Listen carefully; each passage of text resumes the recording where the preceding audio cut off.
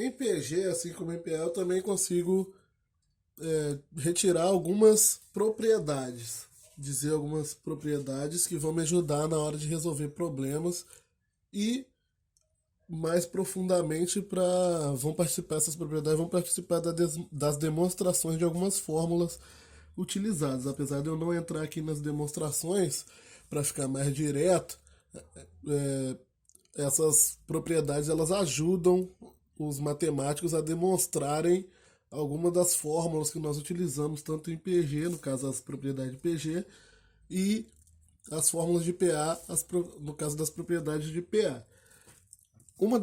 A primeira propriedade é aquela que diz similar à das PAs, que fala o seguinte: quando eu tenho três termos consecutivos de uma PA, o termo central ele é a média geométrica dos outros dois. Lembrando lá das PAs que essa mesma propriedade dizia que quando eu tinha três termos consecutivos de uma PA, o termo central era a média aritmética dos dois extremos. Ou seja, a média aritmética eu somava e dividia por 2. No caso aqui, agora o termo central ele é a média geométrica. O que é a média geométrica? A média geométrica ela pode aparecer de duas formas. Dessa primeira aqui, imagina que eu tenho x, y e z. O y é a média geométrica do x e do z. Isso significa que o y ao quadrado é igual a x vezes z. Só que eu gosto mais da fórmula quando ela aparece assim, que y ao quadrado, se y é a média geométrica de x e z, o y ao quadrado ele é a raiz de x vezes z. Ou seja, isso aqui que significa ser média geométrica. Só tem que tomar cuidado quando esse x e esse z forem negativos, que pode ser que apareçam aqui valores negativos dentro da raiz. Isso pode dar problema. Por isso que normalmente aparece mais dessa primeira forma aqui, porque aqui não vai dar problema para números negativos. Só que isso aqui é a média geométrica. Se eu tenho três números, perdão, e um é a média geométrica dos outros dois, quer dizer que ele ao quadrado é igual a multiplicação dos outros dois. Por exemplo, no caso aqui, no exemplo que eu coloquei aqui, eu tenho a PG que tem o termo 4, 8 e 16. Como se é uma PG, o 8 tem que ser a média geométrica do 4 e 16. Ou seja, o 8 ao quadrado ele tem que ser igual a 4 vezes 16. E isso é verdade. 8 ao quadrado é 64. 4 vezes 16, 64. Está aqui mantida a nossa propriedade. Se eu fizesse da outra forma, olha como também vai dar certo. O 8 ele tem que ser a raiz de 4 vezes 16. Ou seja, 8 é igual a raiz de 64 também. Está verificada aqui a prova real da propriedade certinho. No exemplo 2, na propriedade 2, ela fala o seguinte, que em qualquer PG, o produto dos termos equidistantes dos extremos é igual ao produto dos extremos. Lembra da PA? Que na PA falava o seguinte, que em qualquer PA, a soma dos termos equidistantes dos extremos é igual à soma dos extremos. Aqui é o produto, né? A multiplicação, mas é a mesma propriedade praticamente, só muda a operação. O que ele está falando? Se eu pegar o primeiro vezes o último, tem que ser igual ao penúltimo. O segundo vezes o penúltimo e por aí vai para dentro da PA. Nesse caso aqui, o 2 vezes 64 tem que ser igual a 4 vezes 32, que tem que ser igual a 8 vezes 16. E isso é verdade porque todas essas multiplicações aqui vai dar 128, que é então está válida a propriedade. No que diz respeito à soma, a fórmulas da soma, para começar, a PG, diferente da PA, ela tem duas fórmulas de soma porque eu tenho dois tipos de PG. Existem as PGs, a soma da PG finita, quando eu tenho uma PG com elementos finitos, porém existem alguns tipos de PGs infinita que eu consigo somar os termos. Eu vou falar sobre ela depois. Qual que é a fórmula da soma dos termos de uma PG finita? Se eu tenho ali uma PG com uma determinada quantidade de termos normais e eu quero somar os elementos, eu vou pegar o A1 vezes Q elevado a N menos 1 sobre Q menos 1. Essa fórmula aqui não tem jeito. Você vai ter que fazer vários exercícios para decorar, porque quando ela aparecer você tem que saber fazer essa fórmula. Em alguns livros e apostilas ela vai aparecer sem o A1 estar em evidência aqui. Vai aparecer assim, ó, A1 Q elevado a N menos A1 sobre Q menos 1. Eu prefiro a fórmula de cima, a forma que ela aparece em cima, mas ela vai aparecer das duas maneiras aí nos livros.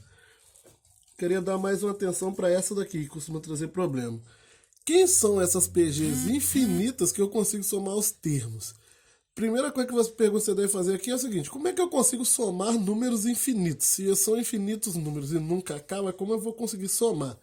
Então, esse conceito de somar números infinitos é um conceito bem rebuscado da matemática, que para aqueles que forem para o ensino superior, forem ver uma matemática mais avançada, digamos assim, se é que eu posso usar essa palavra, que é a matemática do cálculo diferencial e outras partes da matemática, vai saber mais exatamente que tipo de número é esse que eu vou gerar aqui, que na verdade, quando eu falo que vou somar números infinitos, eu estou calculando o limite daquela soma. Imagina que eu esteja com... Deixa eu pegar um rascunho aqui. Imagina que eu esteja o seguinte, com a seguinte PG: 1 meio, 1 quarto, 1 oitavo, 1 16avo. Essa aqui é uma PG decrescente. Ela vai decrescer infinitamente aqui. Imagina que ela seja infinita. Ela vai decrescer infinitamente. O primeiro termo dela é 1 e a razão é meio. Eu estou sempre multiplicando por 0,5 ou por meio. 1 vezes meio dá meio. 1 meio vezes meio dá 1 quarto. 1 quarto vezes meio dá 1 oitavo. As PGs decrescentes, elas são as PGs mais chatas de se trabalhar. Já digo por antecedência, elas são mais chatas porque elas vão envolver fração obrigatoriamente, porque a razão de uma PG decrescente é uma fração que está entre 0 e 1. Lembrando lá de quando eu falei sobre PG decrescente. Então toda PG decrescente vai ter essa cara aqui, uma cara parecida. Por exemplo, uma outra: 1 terço, 1 nono, 1 27avos, 1 81 e por aí vai.